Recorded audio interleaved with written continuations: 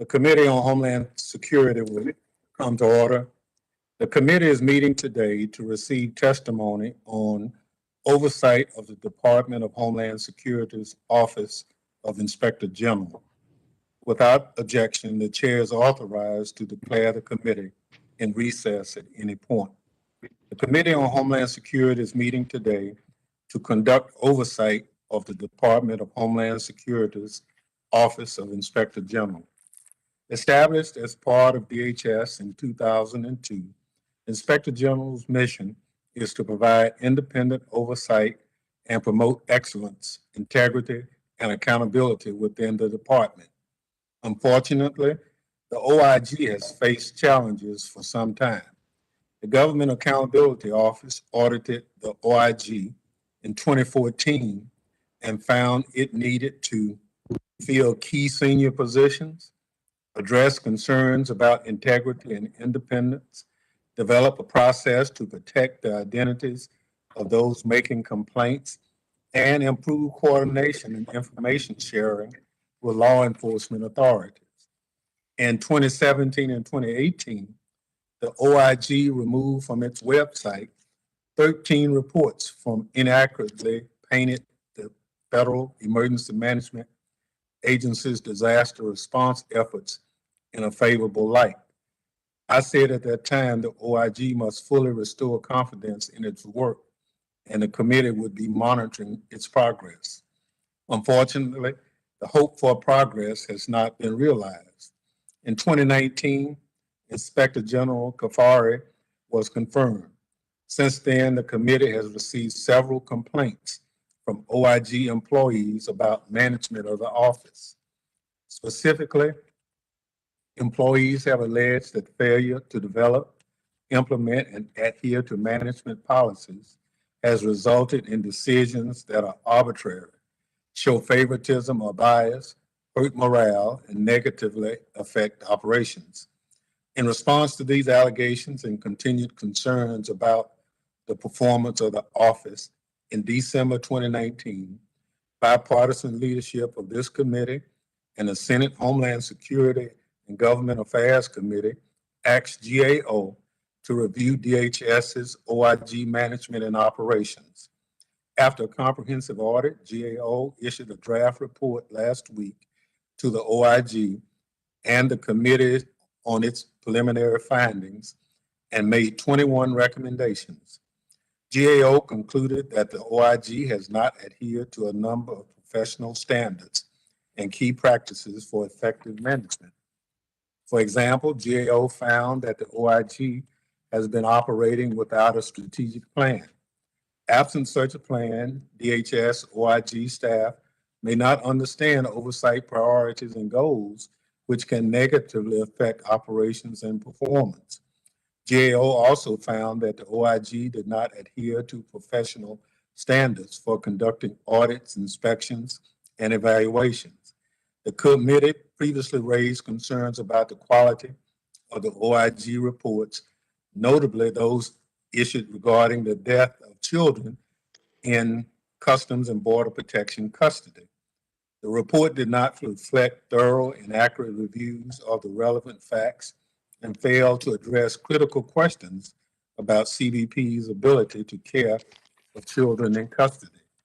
Moreover, GAO confirmed what the committee had observed regarding the OIG's average time to issue reports, stating that the OIG's review timelines for work were protracted and some work products remained unapproved for months. For instance, in the Office of Audits, for fiscal year 2017, only 8 of 102 projects took more than 18 months to complete. Later in fiscal year 2020, over half of the projects took more than 18 months to complete.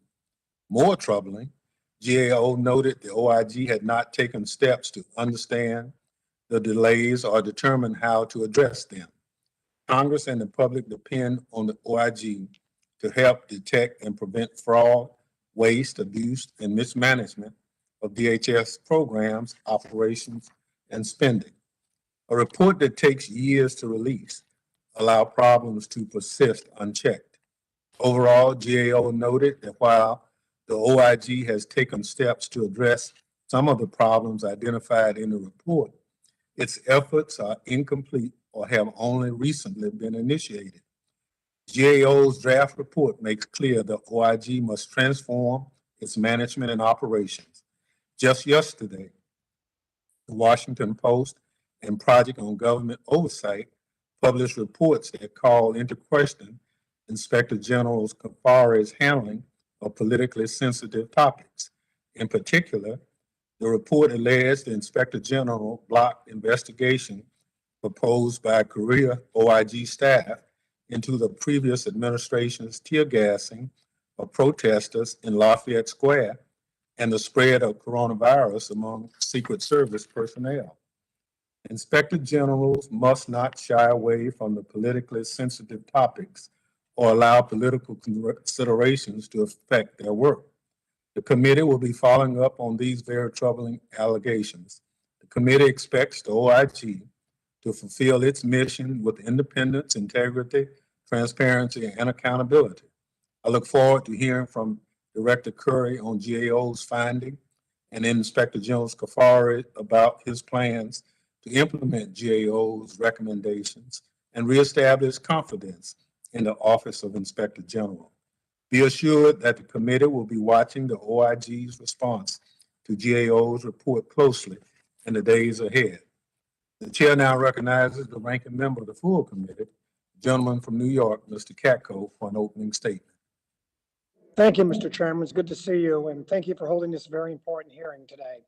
I also want to thank the witnesses, Dr. Kafari, the DHS Inspector General, and Chris Curry, a director in the Homeland Security and Justice team for the Government Accountability Office. Thank you both for being here, gentlemen. Mr. Chairman, as you and I know, the most important mission of this committee is to help protect the homeland. It's that simple. That job has never been more critical or complex as it is today. With highly sophisticated adversaries only getting smarter, bolder, and stronger, we must not only account for the threats of today, but also the emerging risks of tomorrow. You and I have spent much of our lives working to protect our nation and hold responsible those who seek to threaten it or cause it harm. One important aspect of that is ensuring a strong Department of Homeland Security by giving the men and women of the department all the tools and resources they need to do their job with integrity and respect. An important element of Homeland Security and of other federal agencies is the Office of Inspector General, or OIG for short. Originally created through the Inspector General Act of 1978, the Act created Inspector General positions and offices in more than a dozen specific departments and agencies. The DHS OIG was stood up with the department after the tragic events of 9/11. The Act gave these inspectors general the authority to review the internal documents of their departments or offices, investigate fraud, give policy advice, handle certain complaints by employees, and to report to the heads of their agencies and to Congress on their activities. Although we wish there was not waste, fraud, or abuse within Homeland Security or any federal agency, the reality is we all know it exists. It is a mission of the IG's office to help the rest of the department identify and address waste, fraud, and abuse as much as possible. As a former federal prosecutor, I am fully supportive of the role that the Inspector General plays throughout the federal government. They are vital to ensuring accountability and transparency into each department or agency's activities. This is especially important in a department like the Department of Homeland Security, with a mission so paramount and so important. DHS is tasked with safeguarding the American people, our homeland, and our values against enemies, foreign and domestic. To do this on a daily basis, we must ensure that the men and women of the department are able to carry out their mission, and the IG's office helps ensure that this is done with integrity and honor. It is both our witnesses and the chairman, as both our witnesses and the chairman know well, in 2019, this committee, along with others, requested that the GAO conduct key oversight of the Department of Homeland Security's OIG's management and operations. GAO has now completed this exhaustive review, which spanned from 2015 to 2020, and has led to this hearing today. GAO evaluated the OIG's management and operations against audit quality standards, relevant federal standards for internal control, and leading practices for human capital management and organizational challenge. I have to say, after reading many GAO reports over the years, this one is very disturbing. I don't think that I've ever seen a GAO report that pinpoints so many weaknesses within an agency or department. GAO made 21 specific recommendations in total. They found weaknesses in multiple areas within the OIG that included organizational performance, quality assurance, reporting timeliness, and coordination with the DHS components of the OIG audits. These are all things that Chairman Thompson highlighted in his opening statement. The line that stuck out to me the most was, and I quote, "Without addressing these and other longstanding management weaknesses, the DHS OIG is not well positioned to fulfill its oversight mission," end quote. This is very concerning and certainly warrants further scrutiny. Dr. Kafari, I know that you inherited some of these problems and have made some changes, but this is a very serious problem and one that we must address immediately for the reasons I've stated. Without a fully functioning OIG, the department will never live up to its full potential, nor will it have the full trust of the American people, something it needs to succeed and something it absolutely cannot afford to lose. Reports like this also impact employee morale. The men and women of DHS need to have confidence in their leadership, including the IG. I'm willing and want to hear you out on these findings and look forward to your testimony. I want to hear what you have done, what you are doing, and your vision for the future. This matter is very important to the committee. There's no question about it. And I want you to take this report and its recommendations very seriously. And know that while I commit to working with you, I plan to make this one of our oversight priorities in Congress. Mr. Chairman, I want to thank you again for holding this hearing. And thank you also to Mr. Curry and his team at GAO for conducting this important investigation. Without self-examination once in a while in government, we are never able to make the government work better. And we have to understand how important this hearing is and how important that we have faith in the IG going forward. So, Dr. Kafari, it's up to you to convince us that you have that vision going forward, that it's going to allow us to keep the faith in the Homeland Security in particular, but also in the OIG office. And with that, I yield back.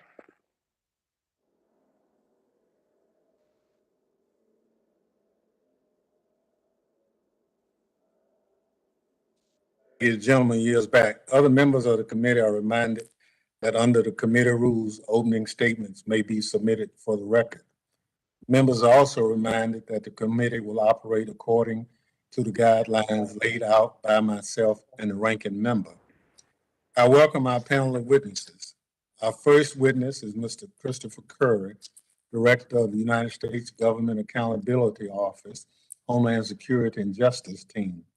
Mr. Curry has worked at GAO for nearly 20 years. His portfolio consists of emergency management, DHS management, and emergency and disaster preparedness, response, and recovery issues. Our second witness is the Honorable Joseph B. Kafari. He was confirmed as the Department of Homeland Security Inspector General on July 25th, 2019. Dr. Kafari has previously served as a policy advisor for military and veteran affairs for the governor of Arizona. He also served more than 40 years in the United States Air Force. Without objection, the witness's full statement will be inserted in the record. I now ask each witness to summarize his statement for 5 minutes, beginning with Mr. Curry. Thank you, Chairman Thompson and Ranking Member Katko, for the opportunity to discuss our upcoming report on the DHS Office of Inspector General. Inspector Generals have a very difficult job. They provide independent oversight of sensitive and controversial issues. They have to be firm, they have to be fair, and they also have to be balanced. The DHS OIG oversees the third largest federal department and some of the most fragmented, sensitive, and publicly scrutinized issues in all of government. As the country's national auditor, we at GAO work to ensure that IGs and audit agencies are as effective as possible. We are all in the business of keeping government accountable and ensuring that taxpayer dollars are spent effectively. Our review has identified, as you mentioned, a wide range of challenges at the Office of Inspector General. To be clear, these challenges are longstanding and span multiple leaders and multiple administrations. As a result, blame rests with no one person, but on years of inconsistent and poor management discipline and practices in our view. Today, I'm going to provide some examples of these challenges, not to focus on the past, but just to be clear about what the root causes are, and more important, to identify what we think is needed to address them and transform this organization into what you and we all think it should be. Audit work is governed by very strict standards to ensure independence, quality, and timeliness. These standards are developed and accepted by the audit community because they work and because they help to avoid problems. Unfortunately, we found that the IG office lacks many of these policies and procedures, which has led to concerns with the quality of their work and other challenges such as demoralized staff and turnover. Specifically, we found that the office lacked a clear quality assurance program and process, which led to flaws in some of its work. For example, in 2018, a peer review led by the Council of Inspector Generals on Integrity and Efficiency gave the DHS-IG a rating of pass with deficiencies. Just to be clear, in the auditing world, this is not the passing grade that you want. This means that the peer reviewers had concerns about the quality of the work and that some work did not meet auditing standards. We've also found problems related to timeliness, as you've mentioned in your opening statement. For example, projects taking 2 years or more to complete have increased since 2017. This leads to several specific problems. First, reports sometimes lack the most current information from the agency and policies once they are finally issued. This in turn makes the findings and recommendations less useful to DHS and you, the Congress. The challenges also affect the OIG's relationship and credibility with the department it audits. To be straight, if an OIG is doing an effective job, there will always be some disagreement and friction. However, there is a level of credibility and trust between the auditor and the auditee by conducting work with integrity and accordance with standards. This relationship is critical to ensuring that the department actually implements recommendations made to improve effectiveness and efficiency. The lack of policies and consistency also led to DHS and its components raising questions about report quality. For example, we found that DHS expressed concern about inaccurate information or facts in about 23% of reports the OIG issued in fiscal year 2020. These are just a few of the areas we identified where there were challenges. There are many more that we will talk about in the full report, and we are planning numerous recommendations to address them. We're currently waiting for the IG's formal response to our recommendations, and we'll issue that report very soon. However, I want to close with one very important and clear point. Our recommendations are not just intended to be improvements around the margin. Collectively, the OIG must treat these as a multi-year transformation effort in our view. The good news is the IG has hundreds of dedicated public service who take pride in their oversight mission. We talked to many of these folks during our work. Involving and communicating with every single person in the organization will be key. This is not just my opinion. This is what we at GAO know after decades of looking at successful transformations across the government. This completes my statement, and I look forward to your questions.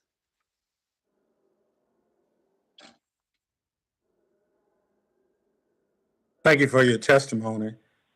I now recognize Inspector General Kafari to summarize his statement for 5 minutes, but he's having some technical difficulties, and he will be giving that testimony at this point on telephone until the problems are resolved.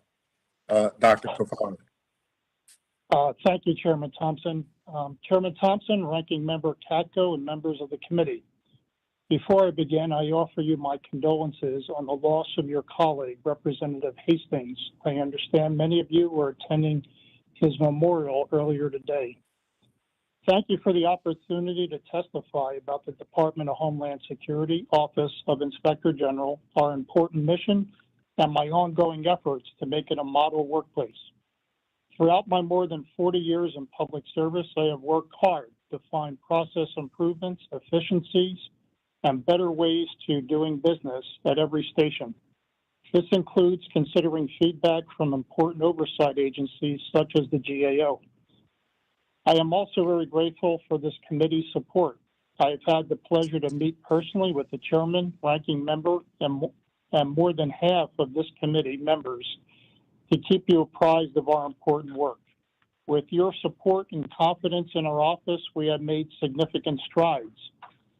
Since this time last year, we have had many accomplishments to be proud of. Most notably, we've maintained our efficiency and momentum despite the pandemic. Our FY20 Federal Employee Viewpoint Survey scores hit a 5-year high. We increased productivity and enhanced quality. We adopted a data-driven, risk-based decision-making model. We have more than 90 ongoing audits, inspections, and evaluations, including remote unannounced inspections of immigration detention facilities. And we recently passed 3 SIGI peer reviews within the last 12 months. We have left behind a tumultuous 5-year period in the IG's brief history, and our ship is heading in the right direction. For the past 21 months, I have worked diligently to build my senior leadership team and to identify, understand, and address the issues that have plagued our office. Since my confirmation, I have met with more than 70 members of Congress, and over the past several months, I have also had very productive meetings with then President-elect Biden's DHS transition team and several one-on-one discussions with Secretary Mayorkas. I have also adopted initiatives to improve employee morale, including increased communication through weekly update messages, more than 60 small group meetings with my IG staff. I've had several town hall meetings, and I've increased flexibility by implementing a 100% telework policy and expanded schedule so all my employees can address challenges brought on by the pandemic. We appreciate the work that Mr. Curry and his team at GAO have done. We view GAO's recommendation as a tool to aid our office's continuing progress, and we appreciate GAO's input and professionalism. Even prior to receiving GAO's draft report, my office was already in the process of implementing improvements. For example, we have contracted with the congressionally chartered National Academy of Public Administration to create a 5-year strategic plan, which will anchor our planning efforts. We've also extended an option on our NAPA contract to help us implement many of GAO's recommendations. I've made several recent organizational adjustments, creating 2 new offices, the Office of Integrity and the Office of Innovation. This change better aligns DHS IG's organizational structure with our larger peer agencies, such as the DOD IG and Health and Human Services IG. We follow GAO model practices to implement these changes, which will improve our quality assurance. I present the committee with these final thoughts. The issues within DHS IG that GAO identified in its draft report did not manifest overnight. Therefore, it would be presumptuous to suggest that these issues could be fixed overnight. But I am so wholly committed to the staff of the DHS IG, this committee, Congress, and the American people that I will spare no effort to build a stronger and better organization. Our improvements over the last 21 months show we are headed in the right direction, and I have every confidence in our future success. This concludes my testimony, Mr. Chairman, and I look forward to answering your questions.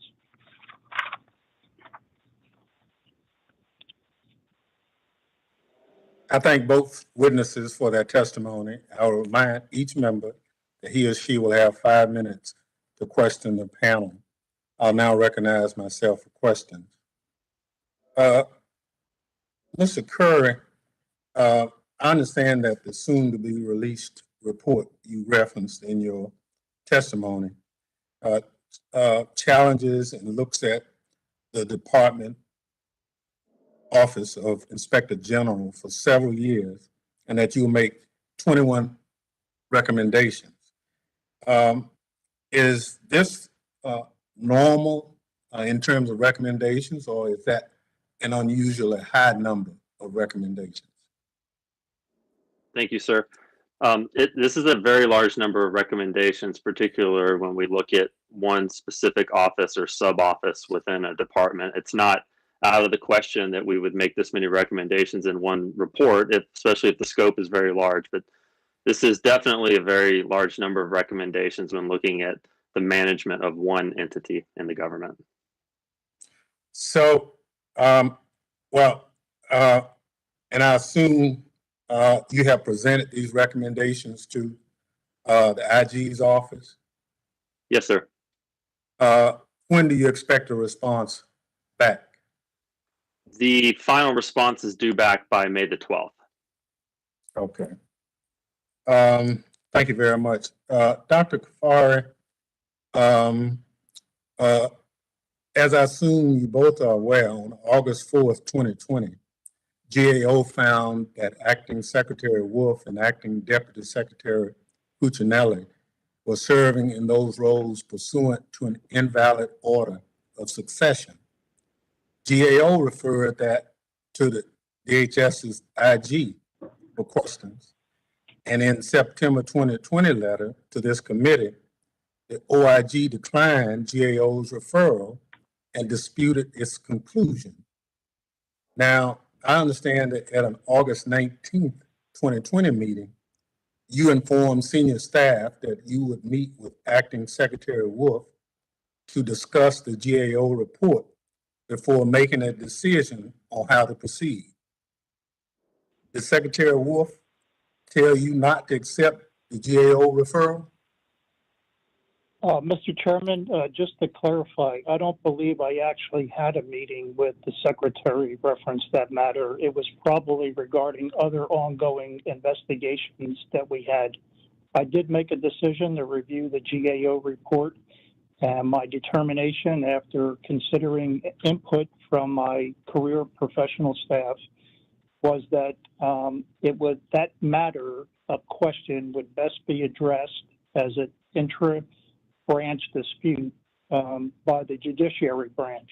And as a matter of fact, I believe 6 U.S. district courts have been looking at that issue and have ruled, and 4 additional ones are embarking on the same issue.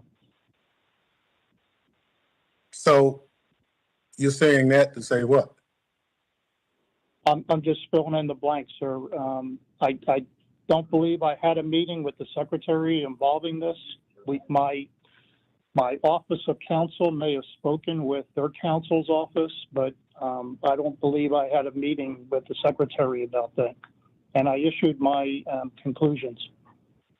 So you do understand the appearance of a conflict in something this sensitive goes to the credibility of the Inspector General's office if there's any communication around this issue that for which you are asked by GAO to look into.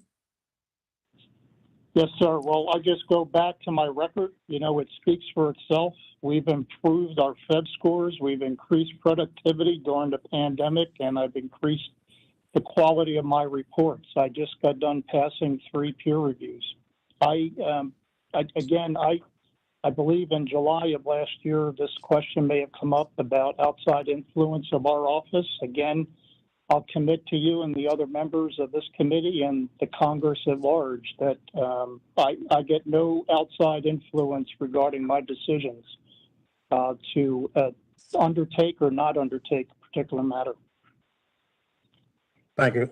Chair recognizes the ranking member for question. Thank you, Mr. Chairman. And Mr. Curry, in preparing for today's testimony, I was, I don't know if shocked is the right word, but very surprised by the amount of recommendations and findings in here. 21 is an unbelievable number for something like this, but I commend you for your thoroughness, because if we don't know there's a problem, we don't know how to fix it. And that's what your role is. And that's what the role of OIG is, in my opinion. And, you know, we have to ensure that you're both performing at the top of your game. So Mr. Curry, briefly, this report spanned from 2015 up to 2020, am I correct? Yes, sir. Okay, and so much of this report predated the time that Mr. Kafari is in office. Is that fair to say? Yes, sir. Okay, so and there's obviously some current these concerns remain after Mr. Kafari took over. So, what do you think would be the what are the first steps that the OIG should take to instill a culture of integrity and professionalism at OIG? And what do you think they should be? Have you seen any signs that they're starting to go in that direction? Well, I think all of our recommendations are, I categorize them as the building blocks or the steps. Some of them need to be sequenced. Some of them, one comes after another. One of the things we talk about at the end of the report is that I think that all of these things should be looked at as a organizational transformation effort. And there are very specific protocols and best practices looking at decades of past federal transformations and reorganizations to guide this type of thing because they work. So I think all of these things need to be put together into one transformational plan. It needs to have a dedicated management leadership team that's responsible for it. There needs to be, for example, a communication plan to all employees about what the vision is, what the timelines are, what the metrics are, and how do we know when we've reached success. There needs to be constant communication with Congress and others. There's a very specific process for doing this. It's not impossible. It's been done before. Mr. Curry, I thank you very much for your professionalism and your thoroughness. It's a critically important thing you're doing, so I guess I just want to say keep it up. Dr. Kafari, you've got this is not a great report for you to have, and obviously a lot of this predated your time there, but you're the head of this now. And I want to get a feel from you and some assurances what you're doing to help turn this ship around, because you've got a monumental task in front of you. I want to hear what your vision is and what you're planning to do to turn this around. Yes, sir. Thank you. So first off, you have my commitment that I'm going to continue to work with my counterparts at GAO to continue to improve our office here. And we appreciate, obviously, the committee's continued support for our efforts. As I mentioned in my opening statement, back in August of 2020, last summer, we contracted with NAPA to assist us in developing a 5-year strategic plan. As you know, all subsequent organizational functions flow from the top, and the organizational plan is basically our bedrock. We didn't have one in the few years that I've been here, and so subsequently I decided that I was going to follow Congress's their recommendation in the sense that they urge departments to strongly embrace NAPA, and as NAPA provides expert, nonpartisan advice in solving agencies' management challenges. So we've done that. NAPA is poised to give us a report toward the end of this summer. We're going to go and exercise a 1-year extension option with them so that they will help us implement the GAO recommendations. Okay, thank you very much. I appreciate it. Mr. Chairman, before I yield back, I just wanted to offer a suggestion, a respectful suggestion that this, to me, should be the first of a series of hearings with OIG and maybe with, because we have to get the report back. And once we get the report, I want to see what progress is being made going down the road, looking at the 21 deficiencies identified. And so perhaps at some point, 6 months from now or whatever, we need to revisit this issue and see what progress is being made. And with that, I yield back. Thank you very much. I assure the ranking member, as soon as the response is sufficiently provided back to GAO, we will take it back up. Very good. Thank you, sir. Thank you. Not too long. The chair now recognizes other members for questions they may wish to ask the witnesses. As previously outlined, I recognize members in order of seniority, alternating between majority and minority. Members are reminded to unmute themselves when recognized for questioning and to the extent practical, to leave their cameras on so they are visible to the chair. Chair recognizes the young lady from Texas, Ms. Jackson Lee, for 5 minutes. Mr. Chairman, thank you so very much for this very important hearing, and thank you to the ranking member. Having been on the Homeland Security Committee for now 2 decades, I know that in the midst of the leadership of any Secretary of Homeland Security, the IG is crucial. So, Mr. Curry, let me raise questions with you before I ask the new Inspector General, at least in person different than what we have dealt with. In my framework, or in the frame of my question, I indicated the magnitude of responsibilities of the Homeland Security Department. And this committee, by the way, our chairman, and along with those of us as members, first noted domestic terrorism as one of America's greatest threats. The responsibility of Homeland Security is domestic security, national security. So in the context of what you found, operating without a strategic plan, maybe not an effective system of internal quality assurance, has no way of knowing of its internal processes, the time to complete projects is significantly increased.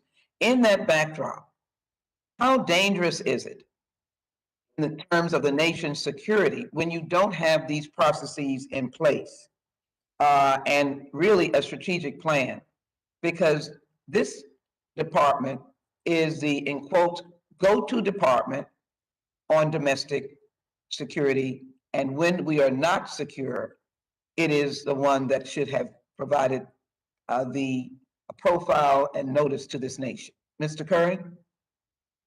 Thank you, ma'am. I think there's 2 things. The first concern I would have with that is that you don't know whether you're addressing the highest risks. There is nothing that this department does that isn't sensitive and sometimes controversial and in the public eye. And without a strategic plan or a clearly communicated set of priorities, nobody knows what the focus is, or maybe more important, why. I think the second concern is without those things, it leaves the option in there for other people to fill in gaps as to why certain issues are being addressed, or the IG is taking on certain work and not others. The way you combat that is very clear planning and clear communication about what your priorities are. And does it endanger or does it lessen our quick response and our ability to secure the nation?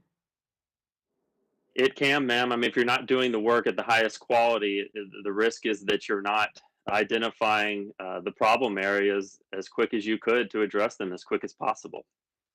Thank you. You might comment on that as well to the new Inspector General. I have a quick question for you and Mr. Kafari. Thank you. In the spring, on the fall of 2020, a group of us wrote 172 members wrote a letter to the IG on the case of a whistleblower, Ms. Wooten, at the Irving County Detention Center. We also had as a case Ms. Pauline Najeji Bynum, who I had to work to get off a plane, and she was being deported, and she was one of the women that said that her organs were taken out at this particular facility. I'd be interested in whether your office is even aware of this, and we have been waiting for a report on this, and if you would respond to that, as well as my comment about the findings of the GAO, that you have no strategic plan, and is it your assessment that we are less secure with no strategic plan and no ability to interact with respect to internal quality insurance? Inspector General? Yes, ma'am, and it's very nice to visit with you again. I appreciate Mr. Curry's comments. I agree with them. That's the reason that early on, even before GAO actually ramped up and took a look at our organization, that I hired, contracted with NAPA to help us develop the strategic plan. I believe that, again, that's the foundation for us going forward. It gives us a solid rock, and all the work flows from that. Regarding the Irwin Detention Facility, ma'am, we opened a special review in the summer of last year. I believe we've responded to all the members that review was opened by our office. We are working that currently. We've interviewed Ms. Wooten on a number of occasions with her attorney, and we've interviewed several of the female detainees. We've collected documents from from ICE, and we've also interviewed several staff at the hospital where the attending physician works. We're getting to the point where we're concluding that work, and we are using our contracted medical services team that you graciously were able to fund for us last year. And we are looking at the health care that was provided to those detainees. Thank you. Mr. Gentle Chairman, ladies, may I offer as a documents into the record at this time, Mr. Chairman, or? yes. Mr. Chairman, thank you. I know my time has expired. Thank you so very much. Let me offer into the record, a former DHS watchdog who got too cozy with managers is put on leave. That was dated April 25, 2014, certainly before you, Mr. Inspector General. And the biographical sketch of Ms. Pauline Nadiji Bynum, a woman who was at the Irvin and thought that she had organs removed without her permission, and was then almost deported. She obviously did not get deported, but almost deported when she wanted to tell her story. I ask unanimous consent, Mr. Chairman. Without objection, so ordered. Chair recognizes gentleman from New Jersey, Chair recognizes gentleman from Louisiana, Mr. Higgins, for 5 minutes. I thank you, Chairman Thompson and Ranking Member Katko, for holding today's hearing. And although I believe it's important for the committee to have a discussion about the operations of the Inspector General within DHS, we would be remiss not to note that there's a very urgent matter to be discussed, a humanitarian crisis at our southern border. I look forward in the future where we can discuss and work together to resolve this threat to our sovereignty and the human beings down there that are suffering incredibly. What we face is unprecedented and should be addressed aggressively and in a bipartisan manner. But thank you for holding this hearing. It's important as well. Dr. Kufari, I have not received your video feed, but I presume that you are still here. You mentioned in your written testimony, sir, that since your confirmation as Inspector General, employee morale has improved to what you referred to as a 5-year high. We've held hearings in the past that address this issue, and I'm pleased to see improvement if that's the case. There's no question that the crisis at the southern border is clearly overwhelming DHS personnel. So much so that Secretary Mayorkas has asked for volunteers to aid in the overwhelming number of migrants at the border. Can you describe what steps your office is taking to ensure the well-being of DHS frontline workers at the border, please, sir? Well, Mr. Higgins, nice visiting with you again. My video is not working. There's some buffering problems, but I'm on just audio. Understood. Okay. Okay. So regarding the border, I took a proactive approach 2 weeks ago. A few of my senior staff and I visited the southwest border in Texas. We spoke with subject matter experts from the Border Patrol and from ICE's detention facilities, as well as sheriffs, local individuals, and the U.S. Attorney's Office.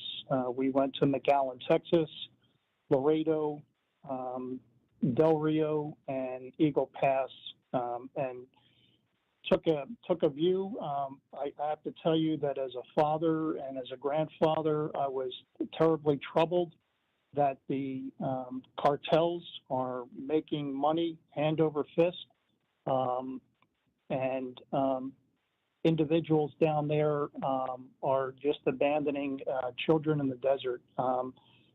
We are opening a review to ensure that DHS is properly handling and vaccinating their frontline employees, and that we may be opening a review as well to consider their staffing models, both at the Border Patrol ports and the ports of entry. You've mentioned some important steps there, and I presume you'll keep the committee advised as progress is made regarding your interaction with DHS frontline workers. I have one last question in the interest of time, and just to advise my committee members, colleagues, I cannot see the clock on my screen, so if I'm running out of time, I apologize. But you listed in your testimony, sir, that you mentioned the ICE detention facilities and unannounced inspections. I'd like you to share with the committee and America some insight into that. Can you describe any trends that you've seen and how these, give us an overview of the unannounced inspections, because I like that program. Yes, sir. So you do have my commitment to continue to keep the committees informed of our progress. But regarding the unannounced inspections, we continue to do those even in the COVID sort of restricted environment. Our most recent work was published a few months ago in March. It involves the La Palma detention facility in Arizona. We opened that due to a rising COVID spike of detainees, and we issued the report. We did that remotely to protect not only our employees, but also the detainees and the workers in the facility. But we issued several findings, and we have 8 recommendations that the department is considering for implementation. Gentleman's Thank you, time and- has expired. Thank you very much. Yes, Chair Mr. Chairman. recognizes the gentleman from New Jersey for 5 minutes, Mr. Payne. Yes, thank you, Mr. Chairman. Once again, good to see you and for this timely hearing. Mr. Curry, throughout the last year and a half, this committee's heard from numerous and current and former employees about how the IG and his inner circle fostered an environment of punishment for dissent and fear of retaliation. In the unsolicited email you see on the screen, the director of OIG's Whistleblower Protection Unit said that although I likely have information that is relevant to the issues that we are looking at, I'm concerned that my agency may not respect 5 USC 77211, the prohibition against interfering with or denying the rights of an employee to furnish information to a congressional committee. What did GAO find with respect to the morale of the employees at the OIG, and how has it affected the willingness of staff to share their concerns? Yes, sir. So we actually don't have the most recent morale scores from OPM. I think those are due to come out any day now or any week now. So I'm not sure what's happened in terms of those numbers over the last year. But one of the things that we've found pretty consistently across all the offices we looked at is a lack of clear policies and procedures surrounding a lot of different things. And one of those things is human capital plans and measures. So, for example, we found that the IG did not have an anti-harassment policy.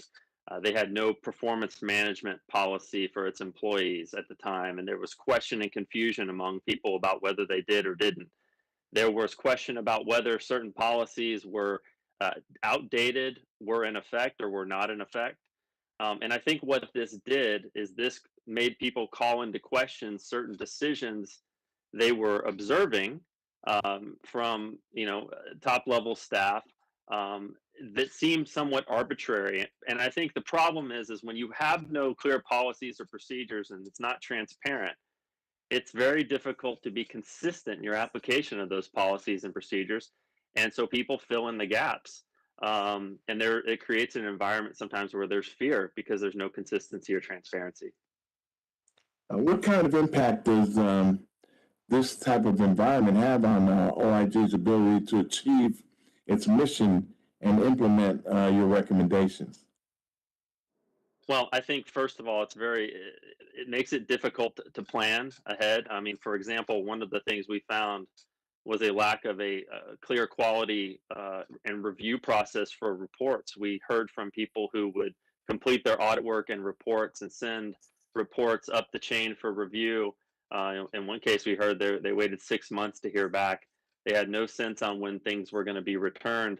So, I mean, this just makes it very, very difficult to plan your work, and frankly, just negatively impacts morale. What kind of leadership do you think it will take to solve the issues the DHS OIG faces?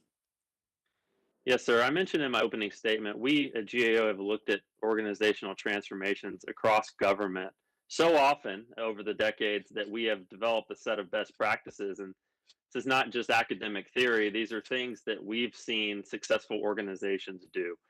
And I think, first of all, one of the things it takes a very open and humble approach to working with the whole organization and the employees to address these issues. If you do not have your employees on board with you and they're not part of this and constantly communicated with, and it's just a top-down exercise, it will not be successful.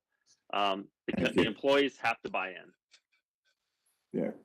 Well, frankly, it's stunning that the OIG's own whistleblower protection unit did not believe the office would uphold the law and thus refused to speak to Congress until he had already left. I worry other employees are not coming forward for fear of retaliation.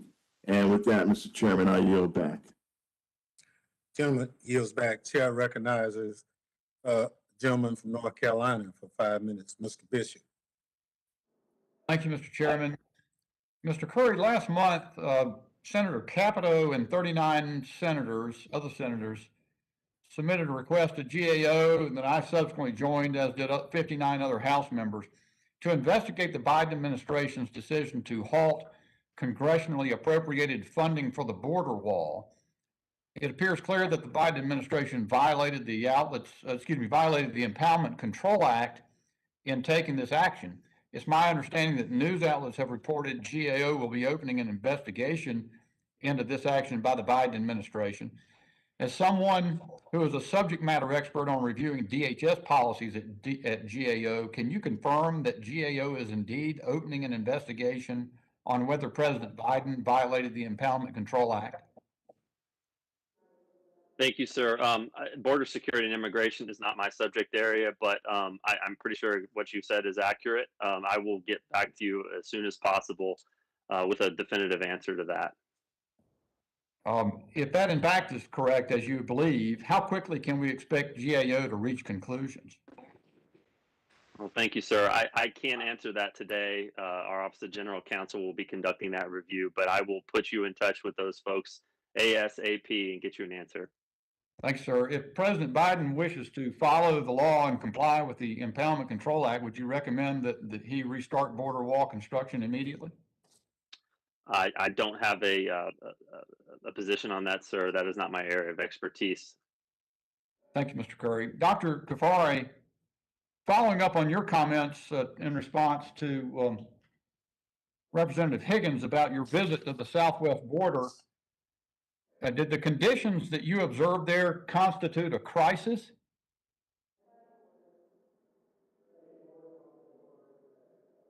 To meet with you again, I've heard that term be used to describe the ongoing problems at the border. It's not a term of art that I use. It's very deeply troubling. What I can just share is what the subject matter experts who are dealing with this every day on the ground shared with me, and that is they are overwhelmed. It's causing problems for morale within CBP and for the Office of Port Enforcement.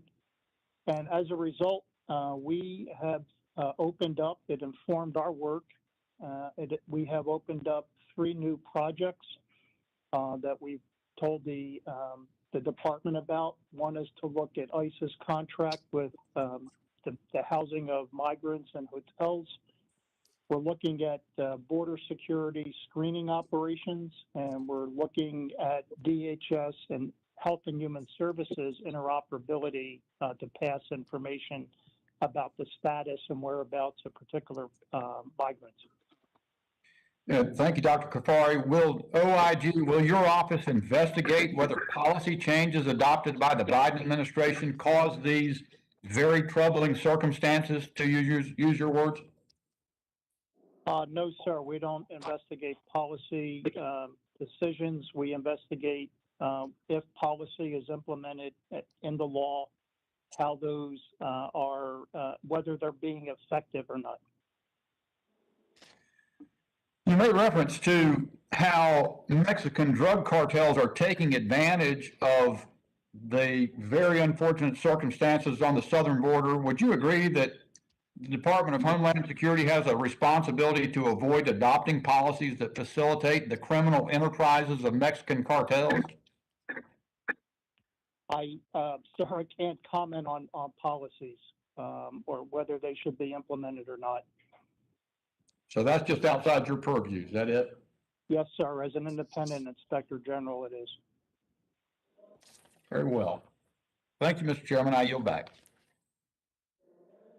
Gentleman yields back. Chair recognizes the gentleman from California for 5 minutes, Mr. Correa. Thank you, Mr. Chairman. Can you hear me okay? Can hear you. Yes, thank you, Mr. Chairman, for holding this very important hearing. And thank you, Inspector General Kafari and Mr. Curry, for joining us today. According to the GAO, from fiscal years 2015 to 2020, the Office of Inspector General implemented a number of organizational changes. However, those changes did not fully follow key practices and thus had negative effects or consequences. For example, some senior leaders described the amount of frequency of organizational change as negatively affecting morale. Inspector General Kafari, your office informed the committee last week that you announced an organizational realignment based on strategic priorities and ongoing reviews that you initiated. This realignment includes creating an Office of Innovation and an Office of Integrity, among other things. Inspector General Kafari, can you please discuss when you started your review and who was involved and when staff were informed of the review and realignment decisions, sir? Yes, sir. Good visiting with you again. So my recent realignment and the creation of those 2 offices are actually the 3rd phase of a multi-phase approach. My first was to right-size my HR group. I needed to return that human resources function back to the Office of Management where it belonged and get it out of the council's office. I also set up a professional whistleblower unit in my Office of Counsel. And the 3rd phase, which is the one you just mentioned, was to create these 2 offices of integrity and the Office of Innovation. It was a phased approach. It took about 6 months getting into it, starting basically back in the summer of last year. And now that with the creation of those 2 offices, my organization will now conform to classic structures that are benchmarked at larger organizations in the IG community, such as the Department of Defense and the Department and the Health and Human Services Office. I would like to point out that the Office of Integrity, to the GAO's credit, this office will have an internal quality review and check function for investigations and audits. And my Office of Innovation is going to be aligning my strategic planning and my data scientist group. Thank you very much. And Mr. Curry, given your current work reviewing the OAG for the past year, what's your reaction to this latest reorganization? And does it address the challenges the GAO has identified at the OIG? Well, I can definitively say that I don't think it addresses them yet because there hasn't been enough time. We just found out about this about a week ago. Um, I think it is absolutely in the IG's prerogative and the organization's prerogative to make organizational changes. That is often a first step that is done in any transformation or reorganization, but I can tell you it's never the full solution. And oftentimes it's just the start of the work. Once there is a new office, it has to be implemented effectively. Uh, the employees have to clearly understand the vision, and it has to establish the policies that are necessary so the whole organization understands what it's going to do and what role it plays. In fact, one of the problems we've identified over the past 6 years at the IG is then there has been so many organizational changes made, sometimes without the people in those offices even knowing about them or why, that's created delays and confusion and has stymied improvement efforts through the years too. So I think what Dr. Kafari has said and some of the reasoning behind the reorganization seems to make a lot of sense to be in alignment with other similar organizations, but we'll just have to see, and we'll monitor that as we look at how they're implementing the recommendations. And Mr. Ranking Member and Mr. Chair, I do hope we have continuing hearings on this issue. It sounds like a very much the early stages of a work in progress. Thank you very much, and with that, I yield. I assure the gentleman from California, we will do just that. Chair recognizes the gentlelady from Iowa, Ms. Miller Meeks, for 5 minutes. Thank you so much, Chairman Thompson and Ranking Member Katko. I appreciate your holding this hearing and also the testimony of our witnesses. And Dr. Kafari, I want to also personally thank you for taking seriously your oversight function of the border crisis. During our visit to the border with Homeland Security and Ranking Member Katko, we learned that Secretary Mayorkas made a trip to the border but remained at the airport. So it's hard to conduct oversight of policy when you remain in an airport and receive briefings or hearings. And we learned at that time, and Ranking Member Katko and I sent a letter forward to HHS on learning that the current procedures wherein a sponsor for an unaccompanied minor was to be verified and checked and called, that this procedure was being shortcutted, if you will, not performed, and also background checks for those who were supposed to have oversight and protection of unaccompanied minors in the HHS facilities was also being deleted. So we're hoping that I understand from you that you can't speak on policy, but that there be some investigation into the lack of procedure and the lack of security for those unaccompanied minors coming across the border. So I thank you for that. Mr. Curry, you, in your professional opinion, and I know you have mentioned this, but what additional steps should the DAS-IG take to prevent this culture from continuing? Granted that this, as you said, has been going on since 2015 up until 2018 and predates Dr. Kafari. Thank you. There are many steps, so let me just pick a few important ones that I think. One thing is that there has to be a process for updating or developing policies around important management principles. And so things like what is your anti-harassment policy? What is your employee performance management policy? What is your grievance policy? What is your quality assurance process? Even down into the level of who needs to review the reports and when, what are the time frames? What's the synchronization of that? These are all things that any audit organization, including ourselves at GAO, we have very strict, clear policies and procedures, not just so our own staff understand how to do the work and what to expect, but so everyone outside externally understands it, you in Congress, and also as well the agency that gets audited. This creates a predictable process. It creates a trusted process with integrity, and helps to avoid a lot of the miscommunications and problems that can come up. I mentioned in my statement, there's always going to be friction between an auditor and auditee, but there are things that you can put in place to make sure there's integrity in the process. Thank you, Mr. Curry, and I say this with all compliment. My husband, who is a compliance officer who started compliance programs, I am hearing you echoing in my ears as you have stated your policies and procedures, and he constantly reminds me of policies and procedures and their importance. Given the breadth and depth of the misconduct, and again, I want to emphasize, as you have done, that this has gone on from 2015 to 2020, and then you worry about the institutional knowledge of those individuals who are from former past administrations coming into another administration and how that affects the culture within that department or facility. But given the depth of the misconduct, the allegations, the lack of leadership surrounding the DHS OIG, and again, Dr. Kafari, knowing that you have only come in recently and you're now having to handle this situation. So over these numerous years, what can Congress do? What should we do to help ameliorate the situation?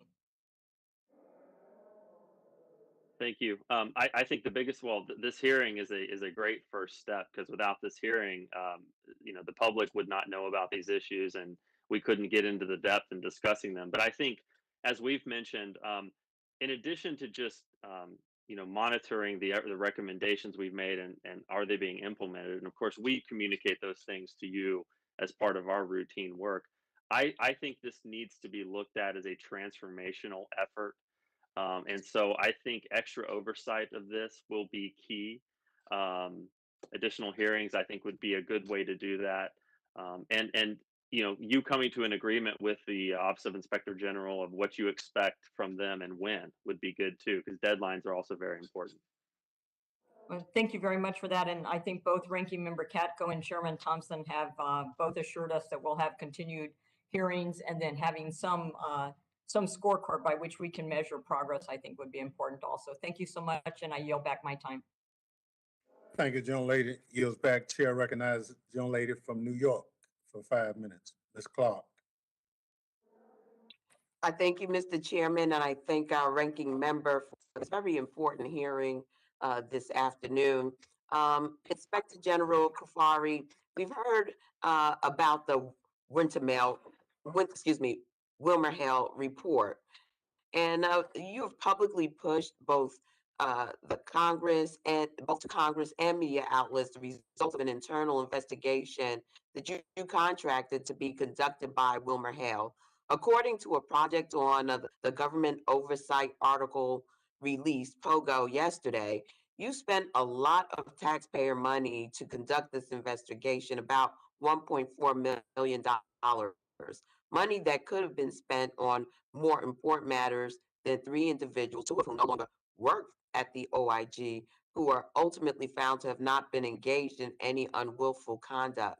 I don't want to waste time on personnel squabbles, but I do want to know a little bit more about your decision to open and scope this investigation. I'm sure you were aware that there were claims made to Congress and the Council of the Inspectors General on Integrity and Efficiency at CG about other employees than the ones you've had investigated. Why were these or those allegations not referred to WilmerHale to investigate? Thank you, ma'am. So I was confirmed as the Inspector General of this department in July of 2019. When I arrived here, after discussions with Senate staff and members of the HISGAC committee, I realized and was informed I inherited a very, very dysfunctional leadership, senior leadership team with who were presenting to me series of misconduct at the highest levels. It's well documented. There was instability in this organization. There was a conflict between leadership that predates my arrival, including criminal misconduct by a former acting inspector general.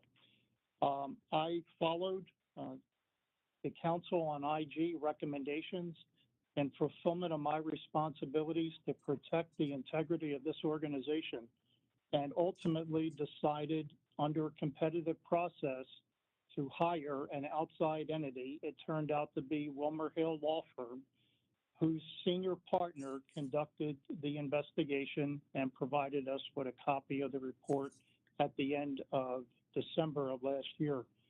The cost of that report was less than 1% of my entire budget. I think that's a very good use of resources to protect the $190 million. And I informed the oversight committees, I informed the appropriators, and I informed our manager over at the Office of Management and Budget, our examiner. Well, look, on that point, General Kufari, as the Women Health report makes clear, there were also several allegations against you. If you were committed to an independent review of all related claims, you would have had those independent investigators look into those claims as well, but you did not. Is that correct? Siggy actually looked into those allegations and dismissed them. Okay, POCO also noted in its article that WilmerHale report included investigating individuals who made constitutionally and legally protected communications to Congress and SIGI. This is the textbook definition of whistleblower retaliation. Do you know whether you or other OIG employees were under investigation by SIGI for whistleblower retaliation? Not to my knowledge, no, ma'am. Very well. Well, Mr. Chairman, I thank you for this opportunity to have our conversation with the IG. I'm just concerned that we don't have a conflict of interest and we're not getting to the root of the challenges being faced within the Department of Homeland Security, in particular the IG's office. So thank you for being so forthcoming with your responses, Mr. IG. It looks like we're sort of on some thin ice here, and I'd like to continue to look into, as you roll out your term here, a lot more transparency to the American people. With that, Mr. Chairman, I yield back. Thank you. Gentlelady yields back. Chair recognizes Gentlelady from Tennessee, Ms. Harshbarger, for 5 minutes. Thank you, Mr. Chairman and Ranking Member, and thank you to the witnesses. Mr. Curry, it's discouraging to know that there was such a lack of policies and procedures, that were not implemented. In the business world, we look at things from, for example, a Six Sigma basis, and, those are strategies that are set out to improve the quality of the output of a process, and it identifies and removes the causes of defect by minimizing the impact. And, those are just common sense things that these agencies should be doing. And that's the only way that I can see that you can measure the outcome. And because when there's no clear direction, as they say in the business world, if you don't run your business, your employees do, because there is no clear path. I guess I have a question. How long has the management and operational weaknesses you found in your report been in place at the department? I know the report went back to 2015. Yes, ma'am. Well, definitely back to 2015, but we talk about in our report that those are just the things, the documents and the people we talk to, where we could really do a deep dive. There are examples we talk about in the report. For example, several reports that were retracted well before then, prior leaders who were indicted for misconduct, and a lot of other challenges that have come up in the past or in past peer reviews that indicated there were challenges. And as the chairman said in his opening statement, we did a review, albeit a lot more limited in scope, back in 2014, and identified a few areas where there were improvements were needed. But it's fair to say this goes back many years. Yeah, absolutely. Thank you.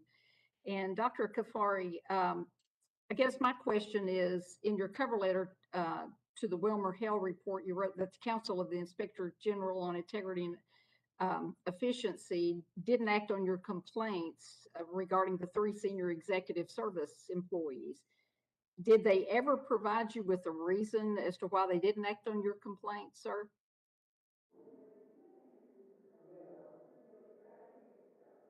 Then they referred the matter back to me to complete as I saw necessary. Really? Okay. Well, it looks like there's got to be, there's some work to be done. Best practices is the best way to go forward and hold people accountable. And, I hate it for this agency because that's what, when you investigate misconduct, you expect an outcome. So thank you for your time, and I yield back.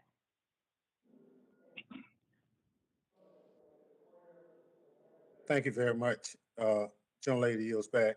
Chair recognizes the gentleman from California, Mr. Swalwell, for 5 minutes. Thank you, Chairman, and I also want to thank the Inspector General for appearing and also for making his office available for any questions that we have. I first wanted to just see if the Inspector General could give us an update on the Brian Murphy case. As a member of the House Intelligence Committee, we have been briefed on many allegations by Mr. Murphy regarding the politicization of intelligence at the department. I'm sorry, you hear a 2-year-old singing Let It Go from Frozen in the background.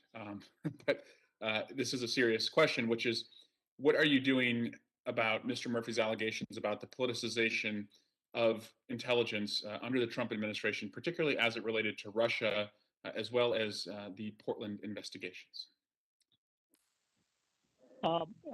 Sir, thanks for visiting with me a few days ago. Certainly, I can provide you and other members of the committee with a closed-door member briefing. This is public, so I can't discuss ongoing work, but I can tell you that I am available at your discretion to receive a briefing or to provide a briefing to you and members of the staff.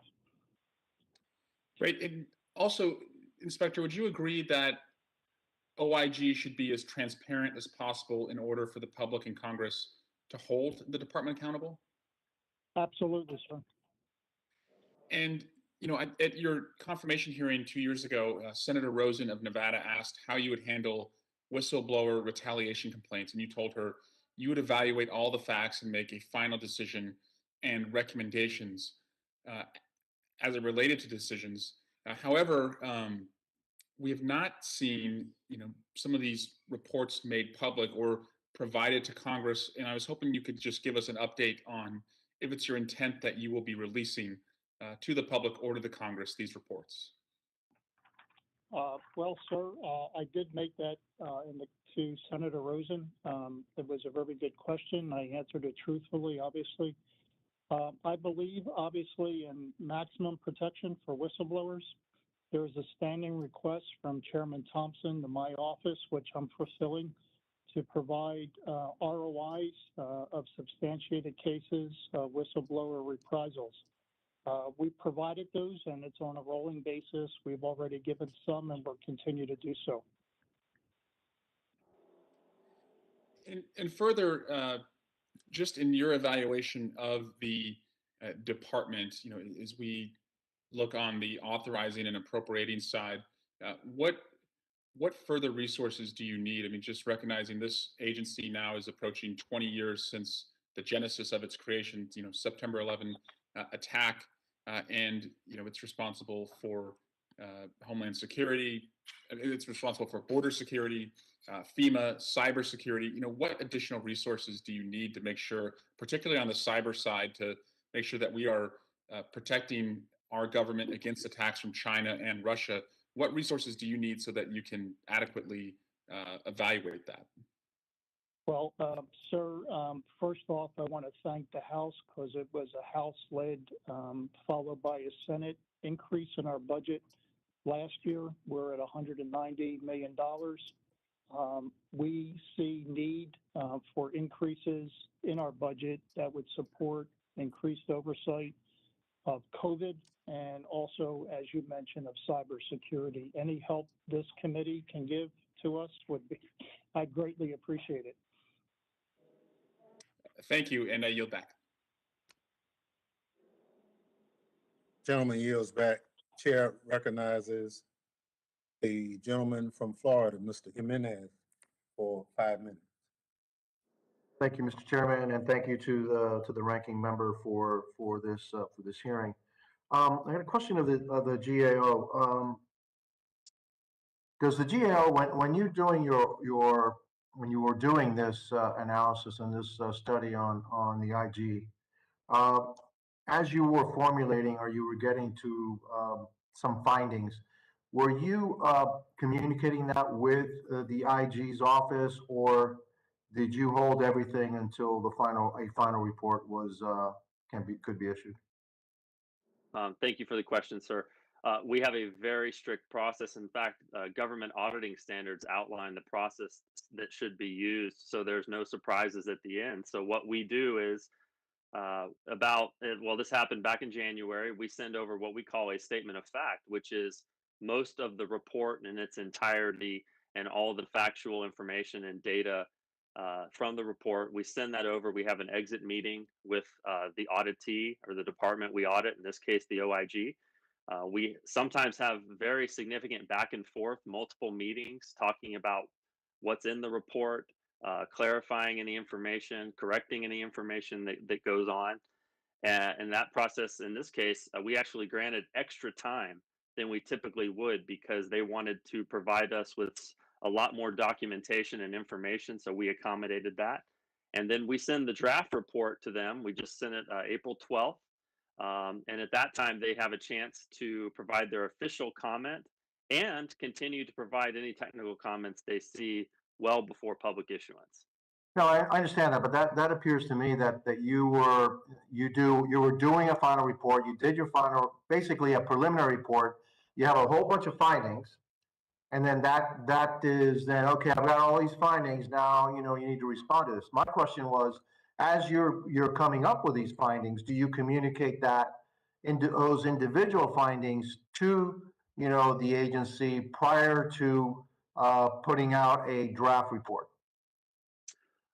No, sir, because typically we're not finished, assessing all the evidence and applying it against the criteria. So we don't want to identify any deficiencies and potential recommendations to the agency until we are 100% sure in the work that we've done.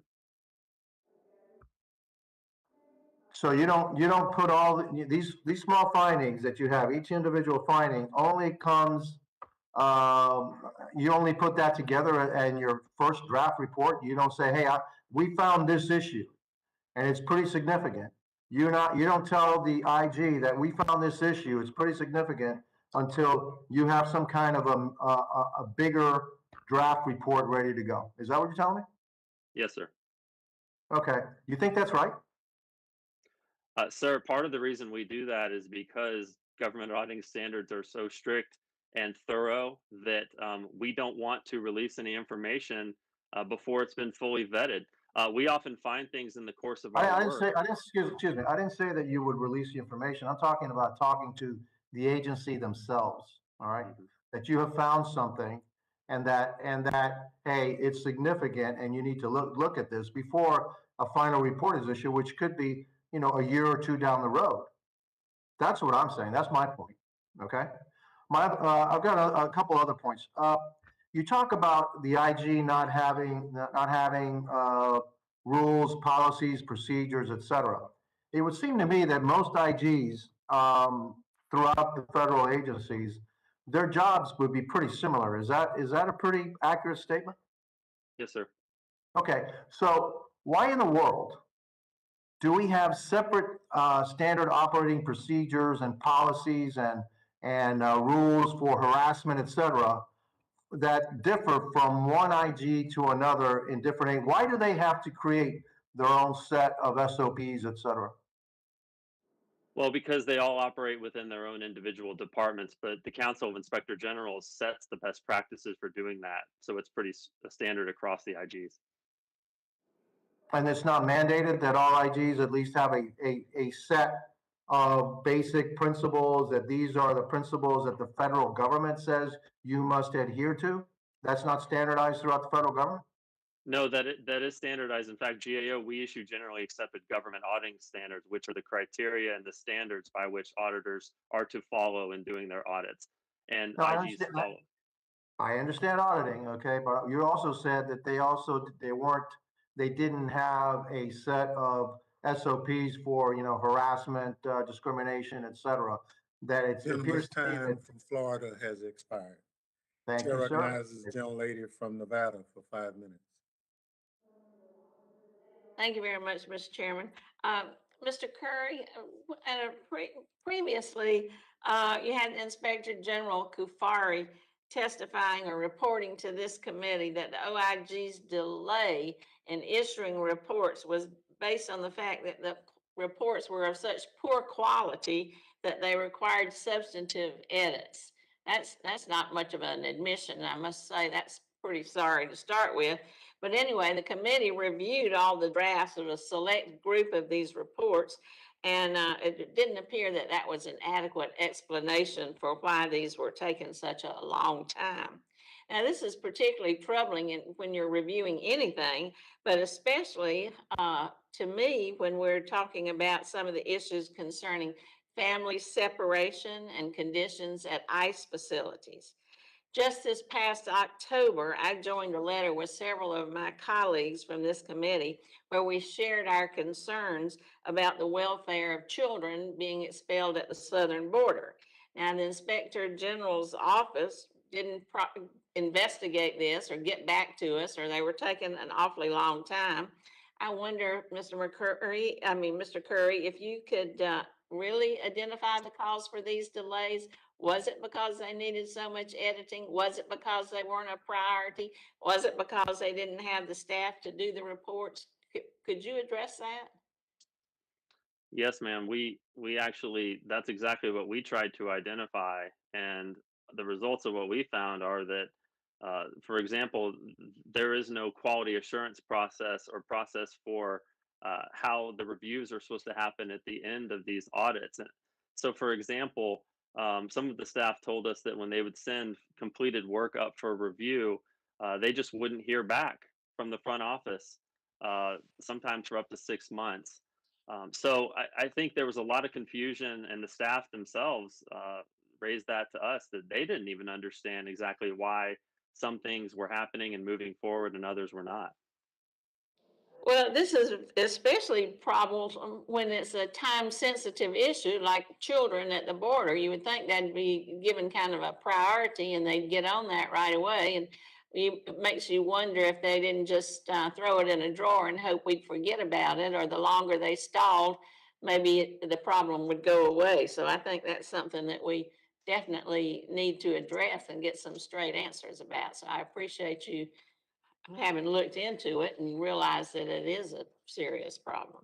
I yield back, Mr. Chairman. Gentlelady yields back. Chair recognizes the gentleman from Michigan for 5 minutes, Mr. Meyer. Thank you, Mr. Chairman and Ranking Member, and thank you to our guests who are here today. I appreciate both the availability and the commitment to trying to reform the Office of the Inspector General of the Department of Homeland Security.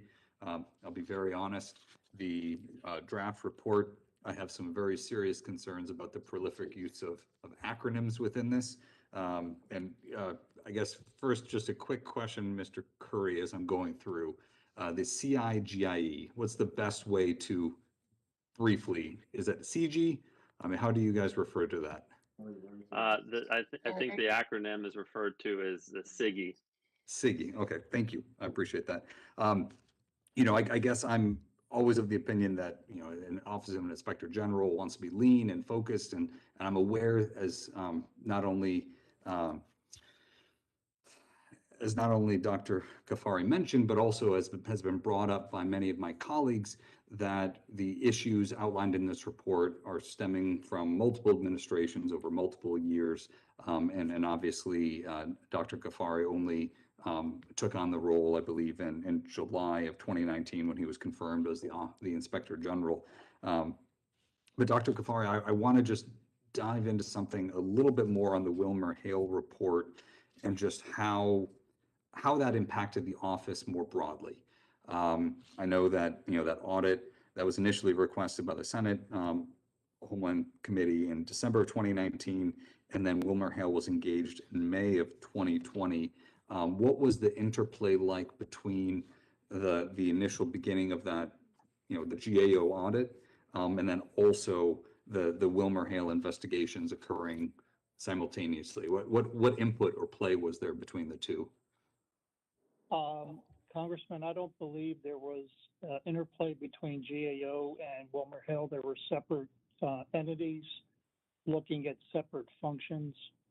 In the WilmerHale example, WilmerHale, their career senior members of that organization reviewed allegations against 3 former career senior executives of this office. They made investigative findings to include misconduct on the part of the 3 senior executives. In the case of GAO, that was an independent investigation. In the case of GAO, actually in both cases, we cooperated fully with both organizations. We provided them access to our employees and to our documents, and they reached their conclusions independent of any input from anyone in my organization.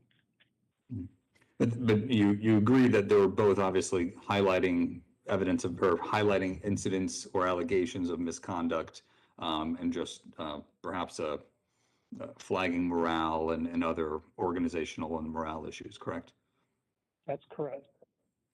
And can you just let's say, I mean, how are you thinking about, as the leader of this organization, as the Inspector General itself, changing that culture, changing, especially a culture that has seen rapid transformation, both the organizational restructuring that has been undergone under your tenure, but then also, the turnover at the head of that office preceding your time.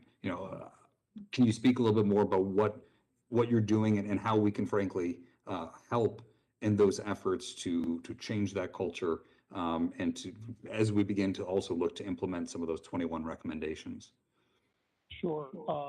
So I owed it, Congressman, to the career senior staff in my office. I have 720 dedicated employees. I owed it to them to demonstrate that there's new leadership in this organization and that mistreatment of others and retaliation will not be tolerated and appropriate action would be taken.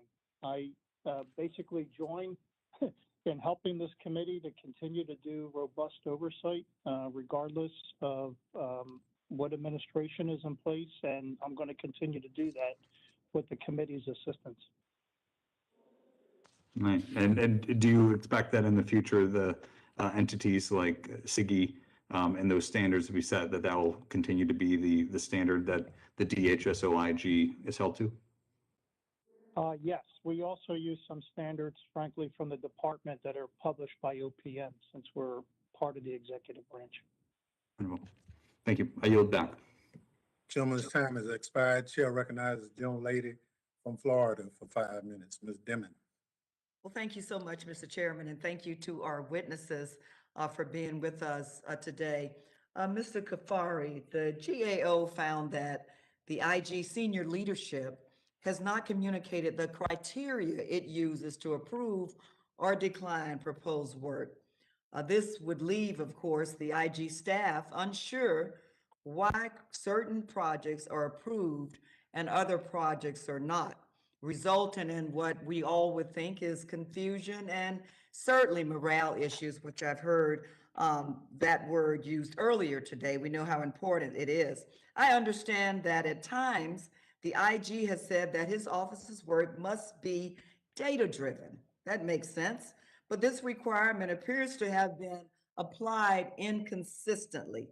For example, in July of last year, following the events in Lafayette Square in Portland, I know my colleague, Mr. Swalwell, asked about this somewhat earlier, but leaders on this committee, among others, sought reviews of DHS's use of force.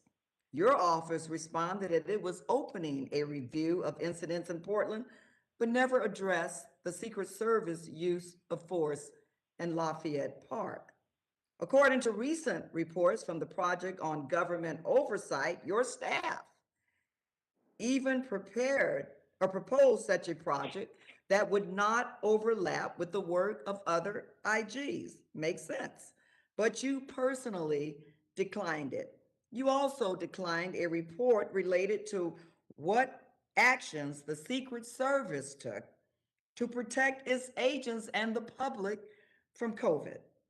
According to the Project on Government Oversight, as a result of your refusal to review the incident at Lafayette Square, questions about the Secret Service involvement and other questions remain unanswered. I'm concerned, as I think my colleagues would be on this committee, that in the absence of clear criteria and other considerations, it creates an environment where politics, the politics of the moment, can influence those decisions. So, Mr. Kafari, could you tell me what objective criteria do you rely on did you rely on to decline Congress's request to review the events in Lafayette Park?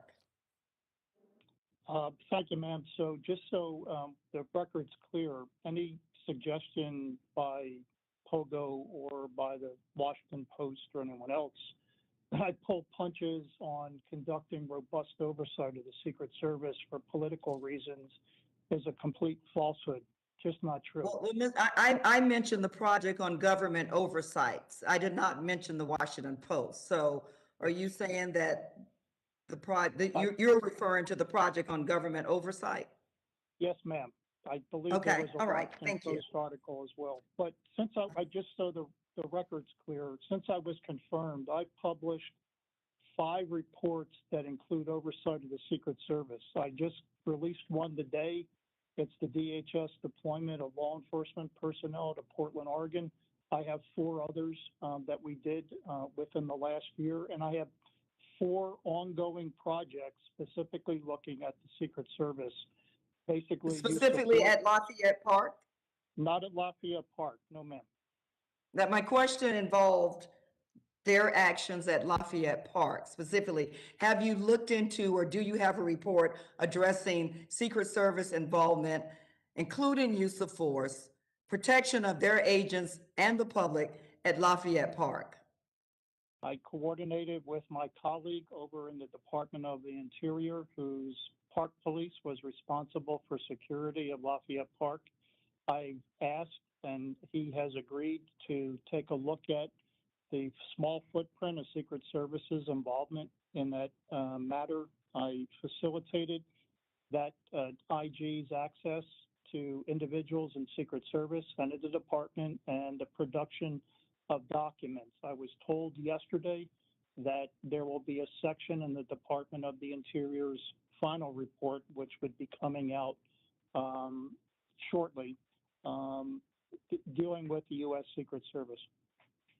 And you feel that's adequate, addressing, or at least looking into, certainly as the IG or the IG's office, do you feel like that's adequate oversight? Based on my limited resources, it was. We had another IG who was more ingrained in taking a look at the events that occurred there. Just for the record, I've opened an inspection audit involving our communications, as I mentioned, with Health and Human Services today. HHS has asked us to take a look at matters occurring within HHS. They're going to facilitate our access.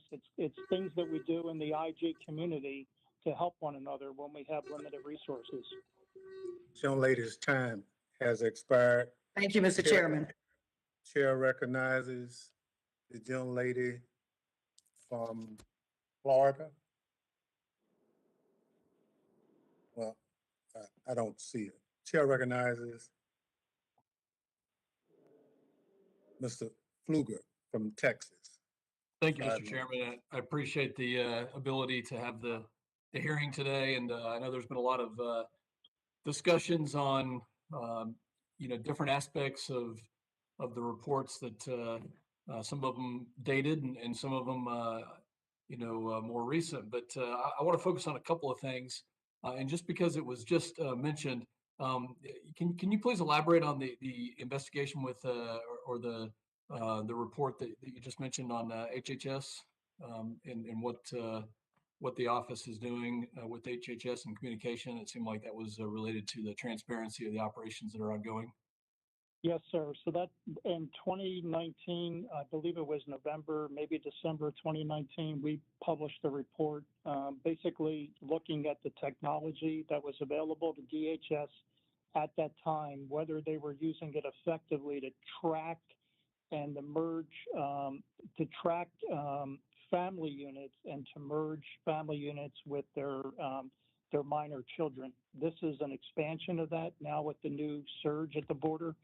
And in the last iteration, we worked with HHS. In this particular case, HHS is going to ask us to do that with their facilitation. This is like an interoperability of systems between DHS and Health and Human Services. It's the Office of the Refugee Resettlement.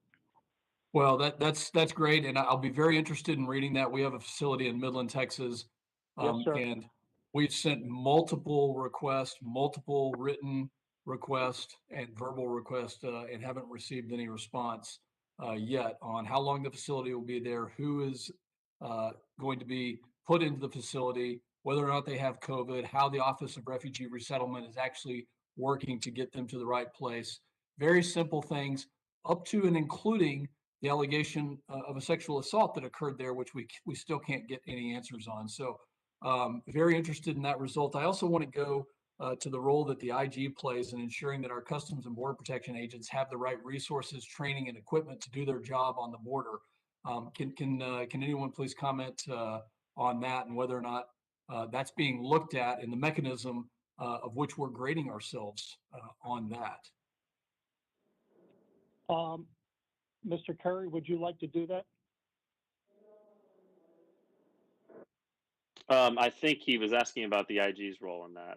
Okay, so one of Congressman Pfluger, one of the things that we're going to be looking at is during our discussions down on the border, the subject matter experts down there told us that they're having very difficult time backfilling existing vacancies. They're able to draw people from other outstations to come to the southwest border or to go to the southwest border. The problem is their throughput is a hang up at FLETC. So because of the outbreak of FLETC, the training facility in Brunswick, Georgia, they're unable to rapidly keep pace with the vacancy rate and fill those vacancies.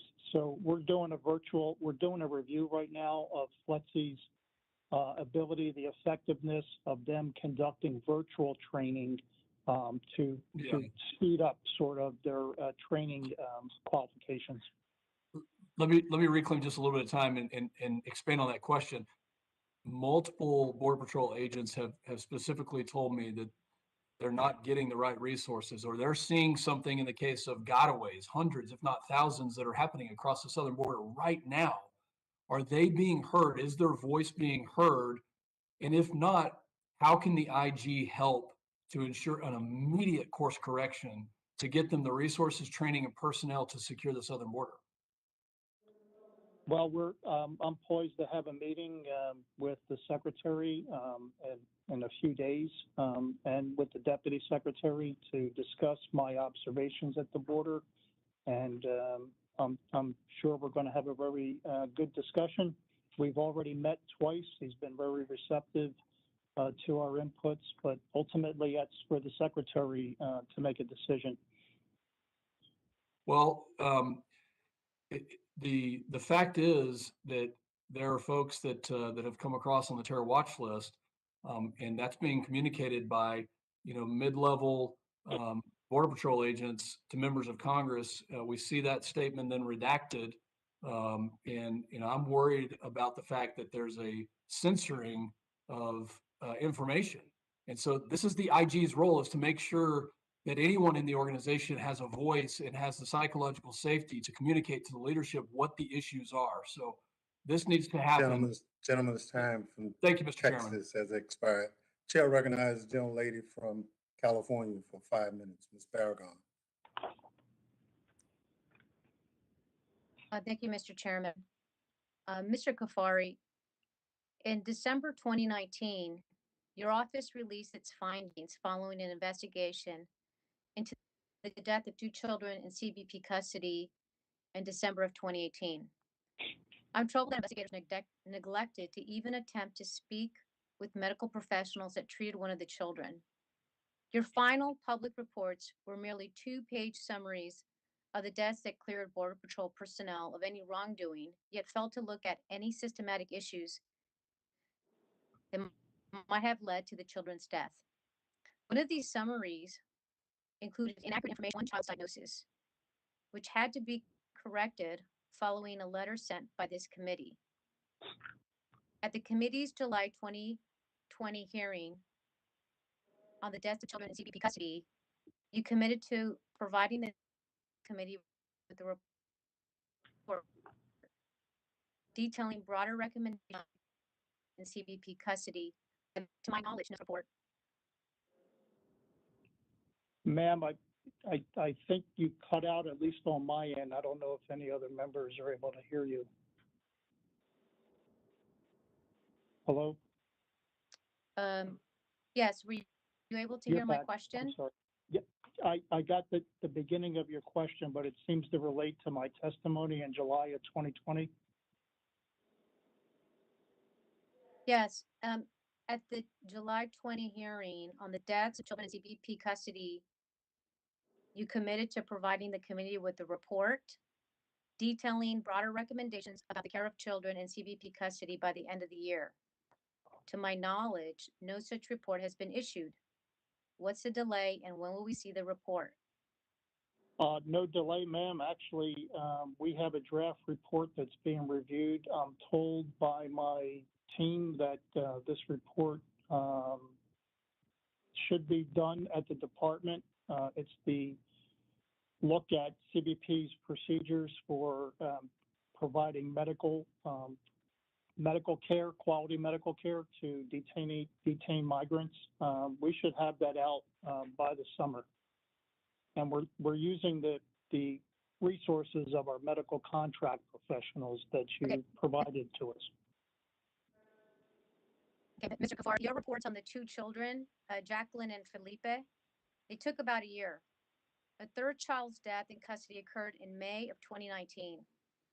In our July 2020 hearing, you testified that the investigation into the death was near completion. It's been 9 months since you made that statement and nearly 2 years since the child died, and there's still no report. I understand it's being reviewed, but Congress really needs to be able to see this report and to do it publicly.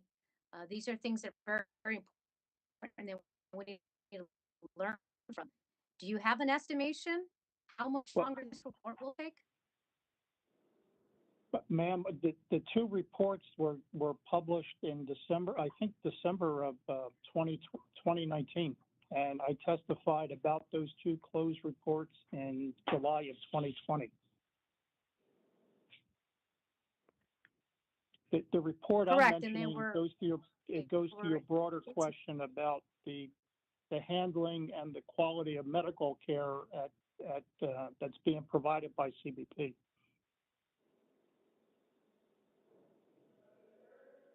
Okay, but there was a. Have you put a report out about the 3rd death?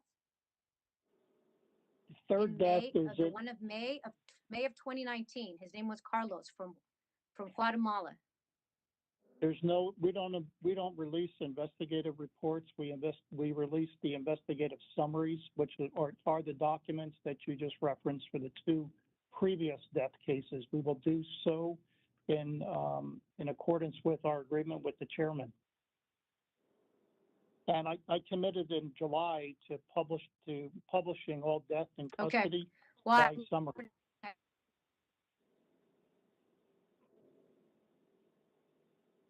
Hello?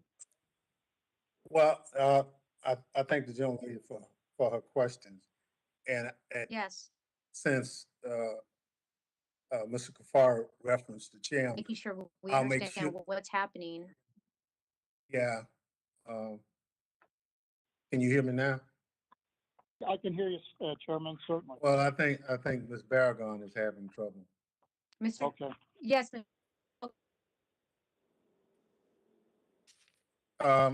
We're going to go to Mr. Gardenheimer for 5 minutes until we can get the young lady from California's signal back. Mr. Malinowski, are you there?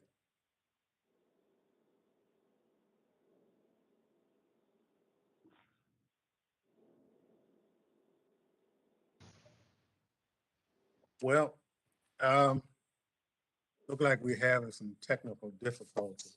I hope we can correct them. But let me thank our witnesses again. They've called some votes, and I was trying to get us through this area. But however, based on the findings, GAO concludes that the work required to address the weaknesses is substantial and extends across organizations. The work amounts to a transformation of the organization's management and operation. Such transformation can be a difficult, complex endeavor. IG Kafari has significant work ahead of him, and based on what I've observed and heard today, I have yet to be convinced that he's up to the task at hand. His reorganization announced on the same day as GAO's draft report strikes me as the shuffling of the deck chairs rather than something that will resolve the challenges. And as Mr. Curry noted, it repeats some of the very same problems GAO identified. This hearing is the beginning of the committee's engagement with the OIG on these issues. Accordingly, the committee will be monitoring your implementation of GAO's recommendation today. Now, Mr. Malinowski, we saw you, but I will yield to the gentleman from New York, Mr. Torres, if he has a question. Thank you, Mr. Chair. The GAO and Homeland Security Committee have raised serious questions about the integrity, independence, accountability, transparency, and efficacy of the DHS Office of Inspector General. I see the report as a comprehensive indictment of the office. The report essentially portrays the OIG as a sinking ship, and it accuses the Inspector General of constantly rearranging the decks of his organization without any semblance of strategic planning. My first question is about independence. The Homeland Security Committee received an email from a whistleblower who accused you, Inspector General, of mishandling the IM 1015 Facebook group. The email claims that you were concerned about, quote, demands that an interview would impose on senior DHS leadership. Is that whistleblower claim true, yes or no? Mr. Torres, great visiting with you again. The answer is no. Okay, the email also claims that you advise your inspectors to, quote, avoid any questions already publicly commented on by those leaders. Is that claim true or false? Incorrect. In August of 2020, the GAO issued a report finding that Acting Secretary Wolf and Acting Deputy Cuginelli were improperly serving in their roles. The GAO referred the matter to the IG. You declined the referral, correct? I reviewed the referral and declined to take a position. For what it's worth, for me, it's inexplicable that the OIG would decline a referral regarding the improper exercise of power at the highest echelons of DHS. If the OIG is not willing to investigate the abuse of power at the highest levels of DHS, then what is the Inspector General for? Is it true that you and your office said that you would discuss the GAO referral and a potential investigation with Chad Wolf? No. Okay. Now, in your confirmation hearing, Senator Rosen asked you what you would do in the event of a whistleblower retaliation. You testified under oath that you would conduct an investigation, evaluate all the facts, and make a recommendation. The word recommendation is the operative phrase here. Despite promising to make recommendations during your confirmation hearing, you proceeded to announce in the summer of 2020 that you would no longer make recommendations, thereby breaking your promise.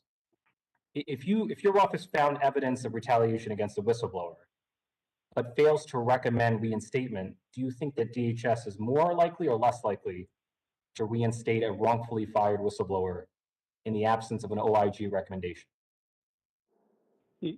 Just for the record, I did, as you suggested, make that comment to Senator Rosen. I was basing that comment on my previous work with other IGs. I determined that the inspector, upon review, once I got here, the Inspector General Act actually does not require making a recommendation. I'm not asking about requirement. I'm just asking if you fail to make a recommendation, if you fail to recommend reinstatement, is DHS more likely or less likely to reinstate a wrongfully fired whistleblower? I'm asking about probability. I can't comment on probability, sir. Okay. I mean, I think common sense dictates that DHS is more likely to reinstate if it is recommended explicitly by the Inspector General. According to the former director of the Whistleblower Protection Unit, Brian Balsky, an employee of yours, claims that your office essentially disclosed the identity of a whistleblower to the commandant and vice commandant of the U.S. Coastal Guard. Is it true that your chief of staff gave the commandant and the vice commandant a heads up about the investigation? I don't know if that occurred, sir. Is it true that the vice commandant thanked your chief of staff for providing enough information to make the whistleblower identifiable? I actually don't know. Can you provide us with a response in writing? Yes, sir. Yeah, but you would agree that if the confidentiality of a whistleblower were compromised, that's the kind of breach of trust that would inflict irreparable damage to the integrity of an Inspector General. Would you agree with that assessment? I agree to protect whistleblowers' identity, yes. And then finally, during your confirmation hearing, you promised to ensure that the Whistleblower Protection Unit would be robustly staffed. But according to your former director of the Whistleblower Protection Unit, you left the unit understaffed. In December of 2019, Mr. Volsky drafted a memo sounding the alarm about, quote, mission failure at the Whistleblower Protection Unit. Is it true that in response to that warning of mission failure, you waited 4 months before hiring only one staffer? Is that true?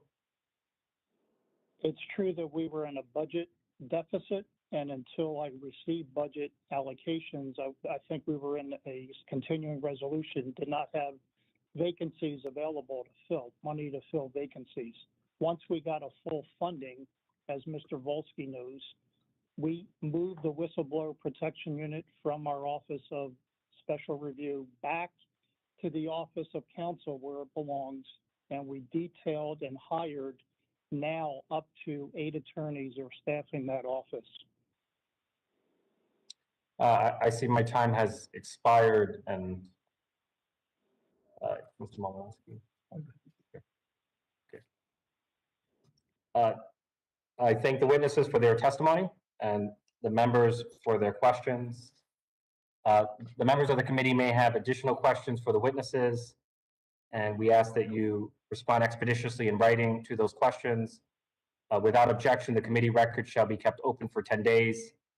Hearing no further business, the committee stands adjourned. Thank you. Thank you, Mr. Torres. Take care. Have a good rest of the day, everyone.